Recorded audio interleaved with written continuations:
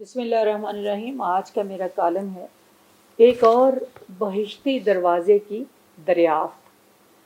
बहिश्त में क़याम यूँ तो हर ज़ी रूह की आरज़ू रही है, मगर हम मुसलमानों में ये बात आरज़ू से बढ़कर जुनून की हद में शामिल हो चुकी है। बहिश्त के हवाले से बेशुमार खुशकुन तसव्वुरात हमारे जहनों में महफूज हैं।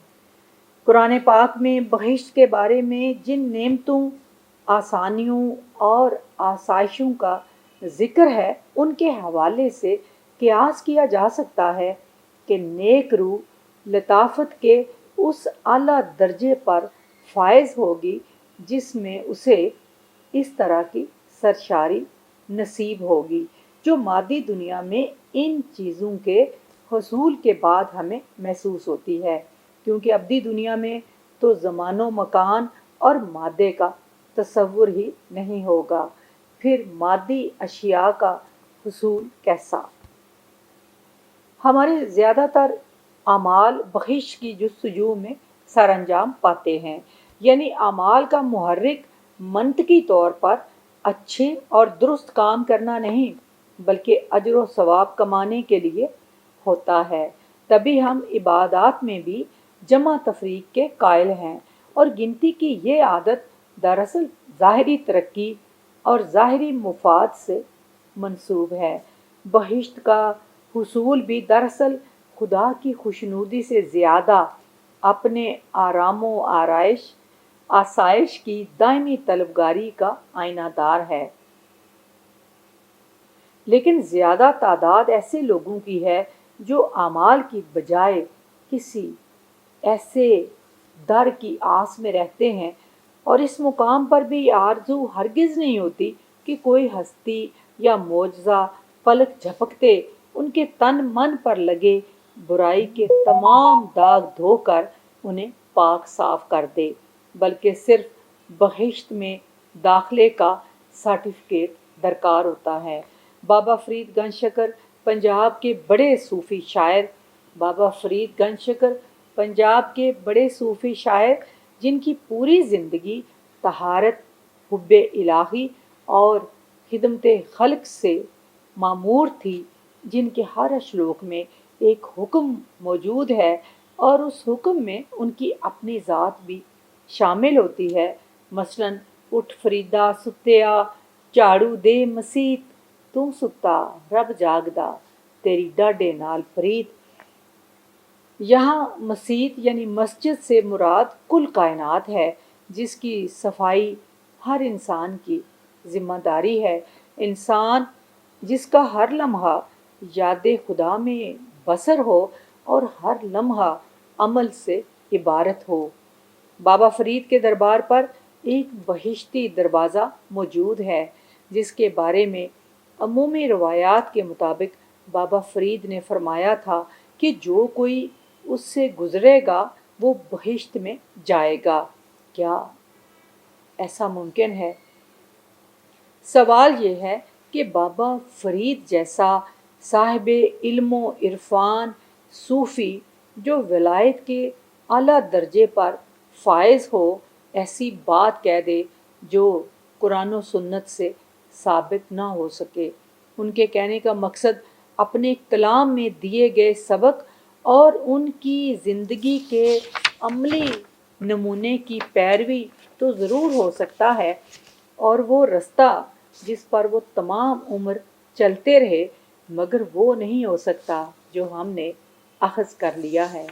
उनका रास्ता मुश्किल रास्ता था, खालिक और मखलूक से मोहब्बत का रास्ता, क्योंकि खालिक की सच्ची मोहब्बत इंसान को जिबिल्ली सतह से बुलंद करके इंसानी सतह पर ले जाती है, और वो नस्ल, कौम, मज़हब और इलाके की कैद से आज़ाद होकर वादत इंसानी बल्कि वादत मखलूक का कायल हो जाता है।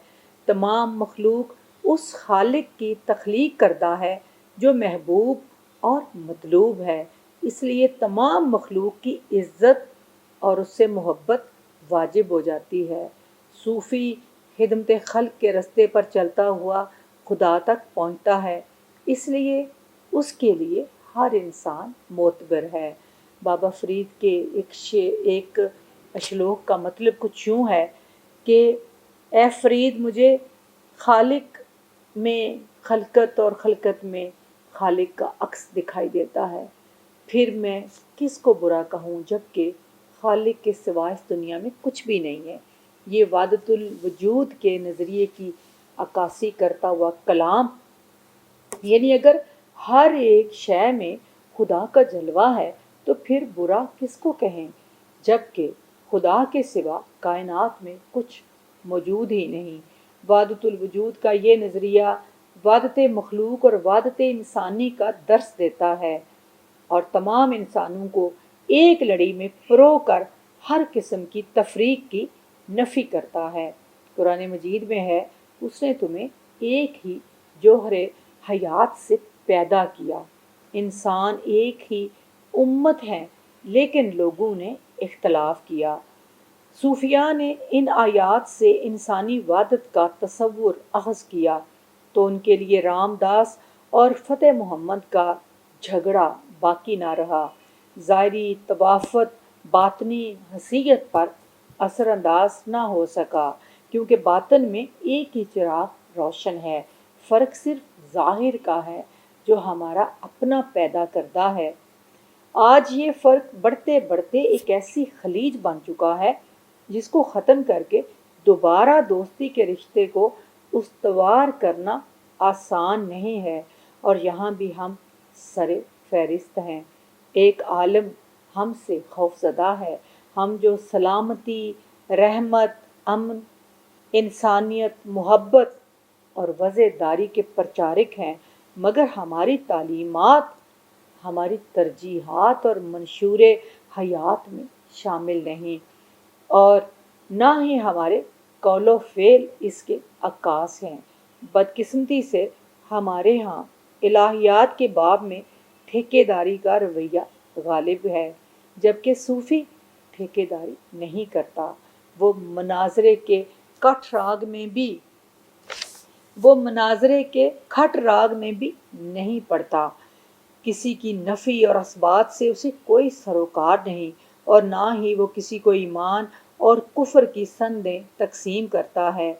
उसकी गठड़ी में सज़ाएं और अताएं नहीं, सिर्फ मोहब्बत का तावीज़ है उस हस्ती से जो 70 माहों से ज़्यादा मेहरबान है। इसलिए वो उसके खौफ, डर, जबर और कहर से डराने धमकाने की बजाय उससे मोहब्बत की बात करता है।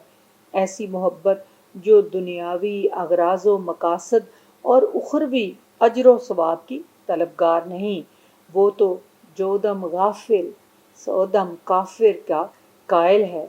मगर हमने उस सूफ़ी की तालीमात से अपनी मन मर्ज़ी का मफ़हूम अख़ज़ करके अपने लिए एक आसान रास्ता चुन लिया और ज़ाहिर परस्ती के कायल होकर रह गए। सुल्तान बाहू ने कहा था, ए तन रब सच्चे दा हुजरा, पा फ़कीरा चाहती हूँ, ना कर मिन्नत ख्वाज हिजर दी, अंदर आप हयाती हूँ। यानी इंसान का जो वजूद है वो रब का हुजरा है। ये जो हमारा ढांचा है, हमारे अंदर रब का अक्स है, हमारे दिलों में रब रहता है। और जब हम अपने अंदर झांकते हैं तो फिर हम अपने रब को पा लेते हैं। इसलिए हमें किसी पीर फ़कीर की कोई मिन्नत तरला नहीं करना चाहिए, बल्कि अपने अंदर देखना चाहिए, क्योंकि असल जो राज है, जो दरिया है, वो हमारे दिल में मौजूद है। यानी तमाम ख़जाने इंसान की हस्ती के अंदर मौजूद हैं, सिर्फ अपने अंदर झांकने और ख़ुद को तलाशने की ज़रूरत है। अंदर खुलने वाला दरवाज़ा ही दरअसल बहिश्ती दरवाज़ा है, और बहिश्त भी अंदर ही मौजूद है, जो साइब और गैर साइब अफ़ाल से मशरूत है। वो मुसर्रत और सरशारी जो किसी नेक फ़ेल के सर अंजाम देने से हासिल हो, बहिश्त के मिस्ताक है। और वो बेसुकूनी, गैर इत्मीनानी और गिल्ट जो किसी बद या गैर साइब फ़ेल के नतीजे में पैदा हो, जहन्नुम के मुतरादिफ है। ये कैसे मुमकिन है कि इंसान का ज़मीर जागता हो, वो इंसानियत को ज़द पहुंचाकर खुद को आराम में महसूस करे। सूफिया ने इसीलिए इबादत के ज़ाहिरीपन पर कड़ी तनकीद की है, क्योंकि वो समझते हैं इबादत अगर रब से इश्क के जज्बे के तौर पर सरअंजाम ना दी जाएं तो उनका कोई फ़ायदा नहीं। यानी इबादत में अगर खुदा से इश्क का जज्बा शामिल ना हो तो वो बेफ़ायदा रहती हैं। असल इबादत वो है जो आपको अपने सच्चे खुदा के इश्क में बांध दे। यही वजह है कि सूफिया ईमान की सलामती से ज़्यादा इश्क की सलामती के लिए कोशां रहते हैं। हज़रत राबिया बसरी के हवाले से बयान किया जाता है कि एक दिन वो अपने एक हाथ में आग और एक हाथ में पानी का प्याला उठाए बाज़ार मिस्र से गुज़र रही थीं। किसी ने पूछा, आप कहाँ जा रही हैं? फरमाया, इस आग से जन्नत को जलाने जा रही हूँ, ताकि लोग जन्नत के लालच में इबादत ना करें बल्कि खुदा की मोहब्बत में उसके सामने सर झुकाएं। और इस पानी से दोज़ख की आग को ठंडा करने जा रही हूँ, ताकि लोग दोज़ख के खौफ से इबादत ना करें। मतलब इबादत का मुहर्रिक रब का इश्क हो, किसी और शय का हुसूल या खौफ ना हो, तब इबादत इबादत कहलाती है। सूफिया के दरबार दरे मुराद हैं। मरने के बाद भी वहाँ फैज़ के चश्मे उसी तरह जारी और सारी हैं। ये दरबार मजबूर और बेवसीला लोगों के लिए पनाहगाहें हैं, जहाँ लंगर भी है और सर छुपाने का ठिकाना भी। लेकिन सूफिया के कलाम को समझना असल बात है। सूफिया के कलाम को पढ़ते हुए हरफों और लफ्ज़ों की दीवार फलांग कर रूह के हाथे में दाखिल होना पड़ता है। फिर लफ्ज़ अपने असल मानी व मफ़हूम में जलवागर होते हैं। ज़रूरत है कि बहिश्ती दरवाज़े के साथ साथ बाबा फ़रीद के कलाम में पोशीदा बसीरतों पर तवज्जो मरकूज़ की जाए तो बशारतों के दरवाज़े खुद ब खुद खुलते जाएंगे। खुदा करे करम का ये सिलसिला जारी रहे और हम इस धरती को सूफिया की तालीमात के मुताबिक अमन, मोहब्बत और वज़ादारी का गहवारा बना सकें।